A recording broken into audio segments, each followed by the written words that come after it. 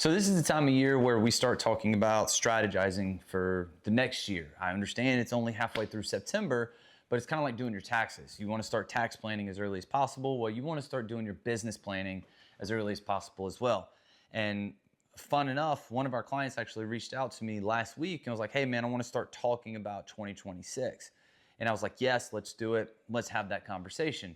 And I just wanted to go over a couple of the things we were able to cover inside of that call, because these were like really great conversation pieces that we had, and I'm going to expand on a couple of them. Number one, the first thing we talked about was, what do we want to accomplish in the fourth quarter of 2025?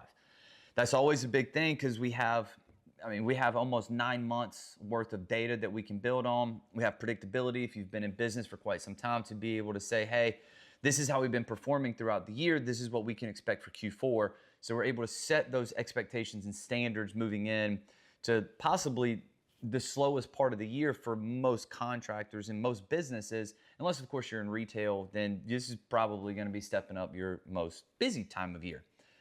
And then we also talked about marketing plan for 2026, setting month-to-month goals. So understanding the trends of your business is super important. So what months are you busy? What months are you not busy? How do we adjust spend in marketing accordingly in order to, make sure that we're successful in those months? Knowing what your turnover rate is. So like if you get a lead in January, how long does it take to close?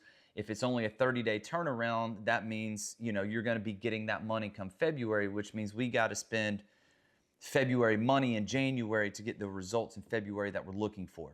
It's essentially what that means. If it's a 90-day turnaround, what we do this 90 days affects us in the next 90, which again, that's another reason why we want to set Q4 goals. We also talked about creating content schedules. We want to do more content this coming year, and not just video, what we're talking about, but blog posting, commercials, radio, billboards. What does that content schedule need to look like? When do we need to be spending? When do we need to be making more? What's our turnaround time so that way we can plan? We talked about YouTube, CTV, social media, Google, AISO, SEO, budget, LinkedIn, radio, Nextdoor, cert pages, giveaway ideas, all of these things we discussed. What's our revenue goal for 2026 as well? These are all big things that we need to talk about right now so we can begin to strategize and to start implementing some of these before we ever get into 2026.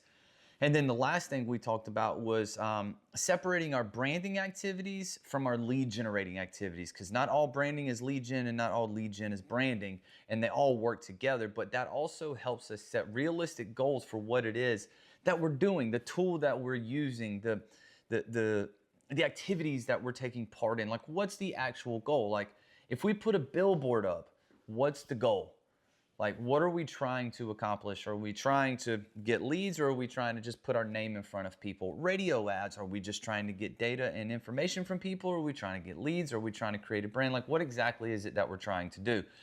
So that's what I would encourage you to do. Obviously, we would love to have that conversation with you.